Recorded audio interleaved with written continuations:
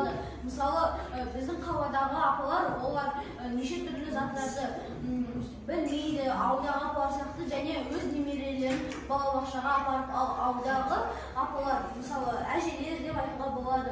Олар өз немерелерін білдірген заттар үшін көптеген ата-аналар сияқты осы емес, сөзбен түсіндіріп, бәрін түсіндіре бастайды. Ұнай ма сіздерге? Пікірі дұрыс айтты ма? Тамаша.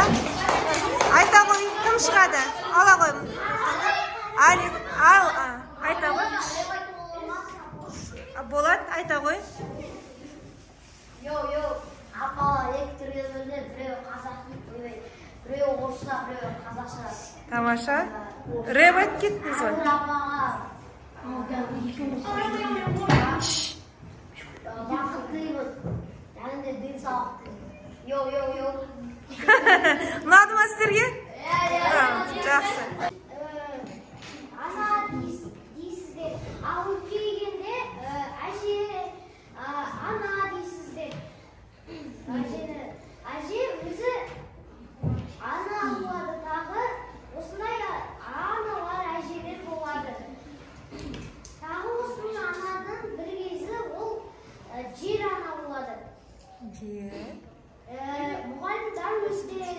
Мұғалімдер ана болады. Екінші анамыз болады. Тағы ол үй, мектеп, екінші үй болады. Жарайсын. Жақсы.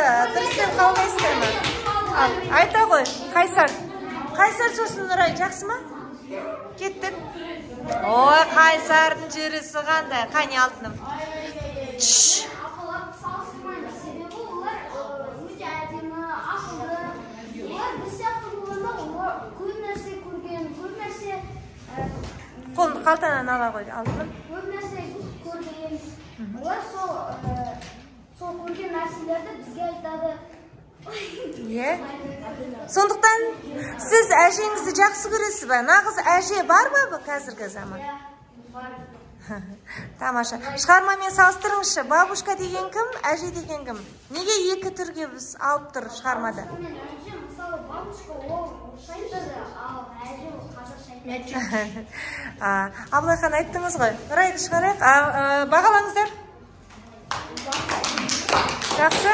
Шығармада айтқым келетіні, біз осы Ая мен Райхан сияқты өмірде де қиыншылық көргенде ешқашан үмітімізді үзбей, және де әжелер әртүрлі болады. Әр мемлекет өзінің әжесі ыстық болып келеді басқадан да. Мен тілерім Ая мен Райханға да нағыз әкесінің анасы сияқты әжені кездестірдім. Ал бағалаңыздар. Ой, ұнады ма сізге? Орыс болып келді. Орысша сөйлемей, өзіміз тілімізде сөйлеуіміз керек. Және осы қорқынға керек, өз әжеміз, өзімізге ыстық әжем, өзімізге жақсы, өзіміздің әжемізге көрінеді. Және біз орыстарға өзіміз өз тілімізде сөйлеп үйретуіміз керек.